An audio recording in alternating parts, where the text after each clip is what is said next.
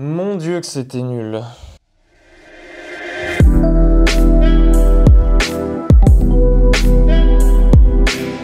Pas non plus sorti au cinéma suite à de nombreux reports, notamment ceux liés au Covid-19. J'ai l'impression de dire ça à chaque intro de vidéo. Repoussé puis au final sorti en toute discrétion en VOD. En ce moment s'enchaînent pas mal de films en VOD. Films qui devaient sortir au cinéma directement en VOD. Artemis Fowl a finalement débarqué sur Disney+, et c'est pas plus mal comme ça. D'ailleurs, plus j'y pense et plus je me dis qu'il devrait faire la même chose avec Les Nouveaux Mutants. Réalisé par Kenneth Branagh, connu pour Le Crime de l'Orient Express, pour Hamlet ou encore pour Thor 1, le meilleur. Artemis Fowl raconte l'histoire d'un garçon de 12 ans qui découvre soudainement que le monde des contes de fées que chaque soir son père lui raconte avant de dormir existe réellement, et qu'en fait chacune de ces histoires était là pour le préparer à ce jour où il découvrirait que le monde des fées se cache en réalité sous ses pieds.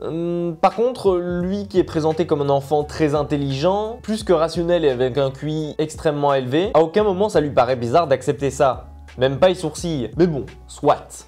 Son père a disparu et les informations commencent à pleuvoir sur cet homme qui était apprécié de tous et qui serait en réalité un voleur et un criminel. Le jeune Artemis décide donc de se lancer à sa poursuite et de rencontrer les fées afin de retrouver son père. Voilà en quelque sorte le résumé des 1h30 de ce film. Je vais pas aller plus loin au niveau de l'histoire parce que ça risquerait de vous gâcher le peu qui vous reste, tant j'ai l'impression que l'intrigue tout entière pourrait tenir sur un seul post-it. Si je devais vous le décrire, je dirais qu'il s'agit d'un mélange entre Arthur et les Minimoys, les chroniques de Spiderwick ou encore Spy Kids, en moins bien. Et encore, là je le compare à de très bons films pour adultes. J'ai revu Arthur et les Minimoys il y a pas si longtemps que ça et j'avais passé encore un bon moment. Mais là, c'est limite si l'âge ciblé par Disney pour ce film-là était de 10 ans. Tellement c'est mauvais et c'est pas crédible et encore moins son acteur principal. Et il faut dire qu'ils ont obtenu Colin Farrell à l'écran et c'en est décevant de se dire qu'il joue que 15 minutes et de voir ce qu'ils en ont fait à l'écran. Côté actrice, on a Judi Dench qui elle est à 1 milliard d'années-lumière de ce qu'elle fait d'habitude, et ça se ressent à un tel point qu'on se demande elle-même si elle sait ce qu'elle fout là.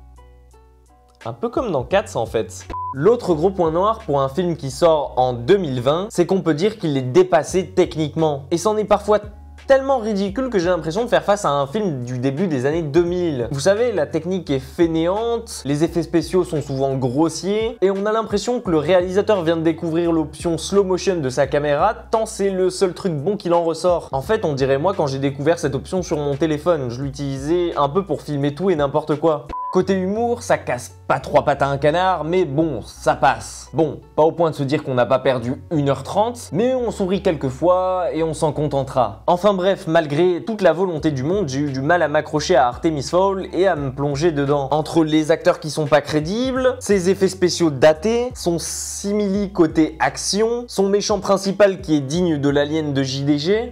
Allô? Votre famille nous a dérobé quelque chose d'une valeur inestimable. Rendez-le-moi ou je détruirai tout ce qui vous est cher. Alpha 5 Jalganak, de la planète Jalganox. J'ai du mal à cerner si le tout est volontairement mauvais ou si tout simplement il aurait pas fallu garder cette adaptation dans les tiroirs plutôt que de la sortir 15 ans trop tard.